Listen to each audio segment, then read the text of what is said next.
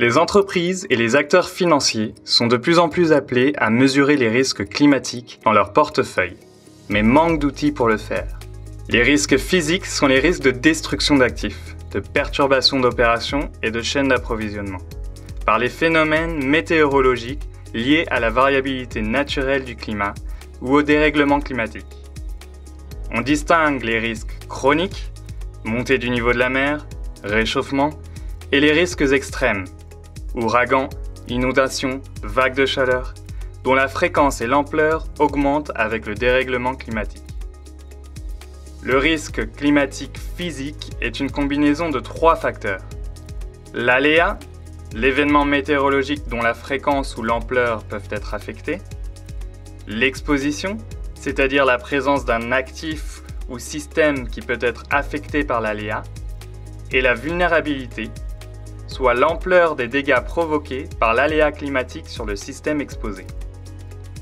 Les données climatiques sont nécessaires pour évaluer la première composante du risque, l'aléa. Si le dérèglement climatique résultant des concentrations accrues de gaz à effet de serre est univoque, il demeure de grandes incertitudes à la fois sur la réponse locale du système Terre et sur la capacité du système économique à atténuer le dérèglement climatique et à s'y adapter. Ce graphique illustre le degré d'incertitude dans les projections de la température moyenne de la Terre, la variabilité interne du climat et l'incertitude entre les modèles dominent à court terme, tandis que les facteurs tels que le niveau des émissions de gaz à effet de serre sont plus importants à long terme.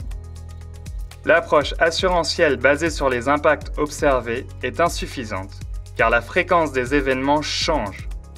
La distribution statistique des variables météorologiques évolue, en particulier pour les événements rares qui se trouvent dans les queues de distribution. Les effets du dérèglement climatique deviennent importants aux échelles d'environ 20 à 30 ans. La variabilité naturelle du climat se manifeste cependant à un horizon de quelques années. Les projections climatiques sont ainsi nécessaires pour évaluer les risques futurs. Les modèles climatiques décrivent la physique de l'atmosphère, de l'océan et des glaces, et de la biogéochimie. Grâce aux calculs numériques, ils produisent des projections du climat futur associées à des scénarios spécifiques de l'activité humaine. Émissions de gaz à effet de serre, pollution, utilisation des terres, etc. Ils ne prennent pas en compte les rétroactions du climat sur le système économique, comme les actions d'atténuation. En revanche, les modèles d'évaluation intégrés cherchent à décrire l'évolution du système économique et du climat avec des rétroactions dans les deux sens. Malheureusement, dans les modèles actuels, le modèle climatique est rudimentaire et n'est pas assez réaliste pour être utilisé dans l'évaluation des risques physiques. Le choix d'un jeu de données spécifique dépend du type de risque et des variables climatiques à analyser. Pour l'évaluation d'un site spécifique, des observations locales permettent d'obtenir une description des plus proches des phénomènes.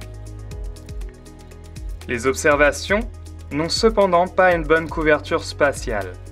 Les données satellites ont quant à elles une bonne couverture, mais une résolution plus grossière et peuvent présenter des biais plus importants. Pour une étude du climat régional, les réanalyses, à la croisée de l'observation et de la modélisation, peuvent être préférées. Les réanalyses sont des simulations climatiques contraintes par des observations d'une période historique. Elles fournissent une représentation qui reste proche de la réalité, en particulier dans les régions ou périodes bien couvertes par les observations. Plusieurs bases de données de réanalyse sont disponibles en ligne. Les projections obtenues avec des modèles climatiques pour des périodes futures sont plus sensibles aux biais de modèles, car elles ne sont pas contraintes par des observations. L'approche multimodèle du GIEC permet cependant d'estimer l'incertitude liée aux différents scénarios, ici montrée par les couleurs différentes, ainsi que les erreurs de modélisation, ici représentées par la dispersion entre les courbes de la même couleur. La résolution des modèles de circulation générale qui couvrent la Terre entière est relativement faible, si bien que des phénomènes de petites échelles importants ne sont pas résolus dans les projections et réanalyses. Le downscaling permet de descendre à l'échelle d'un département voire d'une ville. La descente d'échelle dynamique est basée sur les modèles climatiques régionaux et respecte les contraintes physiques. La descente d'échelle statistique permet quant à elle d'utiliser des observations locales et dépend donc de la qualité de celles-ci. De nombreux biais sont présents dans les données climatiques. Ces erreurs ne sont pas uniformes, certaines variables telles que les précipitations sont plus sensibles aux erreurs de mesure et de modélisation que d'autres telles que la température moyenne. Les biais tendent à être plus forts aux échelles plus fines et dans les queues de distribution. Il est donc important, dans les études d'impact basées sur les données climatiques, de tenir compte des erreurs issues des données en utilisant des ensembles multimodèles et des scénarios socio-économiques différents. Illustrons maintenant ces méthodes avec un exemple d'évaluation du nombre de jours de vagues de chaleur dans la région parisienne. Une vague de chaleur est définie techniquement comme une période durant laquelle la température dépasse la moyenne climatologique d'au moins 5 degrés pendant au moins 5 jours. Imaginons qu'un agriculteur dans le sud de l'Île-de-France, qui sait qu'une vague de chaleur trop longue peut détruire sa récolte, voudrait savoir si son exploitation est viable à long terme. L'agriculteur sait qu'il a accès à 3 sources de données: les observations, les réanalyses et les projections climatiques. Pour les observations, il peut s'adresser à la plateforme CIRTA située à Palaiseau, qui fournit des observations de température à pas horaires entre 2003 et 2019. La réanalyse MERA-2 de la NASA couvre quant à elle une période plus longue de 1980 à 2019, avec une résolution d'un demi-degré. L'agriculteur peut aussi utiliser des projections climatiques régionales pour le XXIe siècle.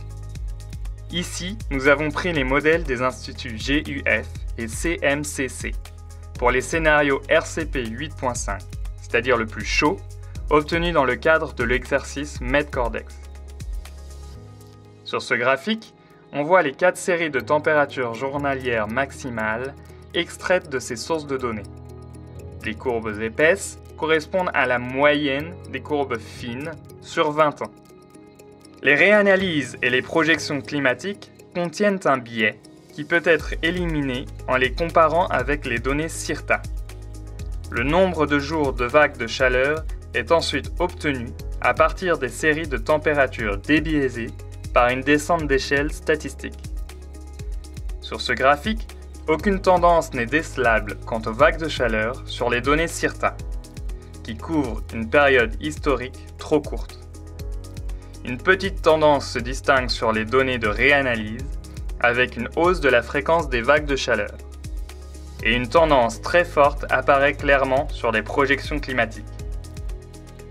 L'agriculteur a donc tout intérêt à utiliser les projections climatiques, même pour un horizon de 20 ans, tout en tenant compte de la dispersion entre les simulations.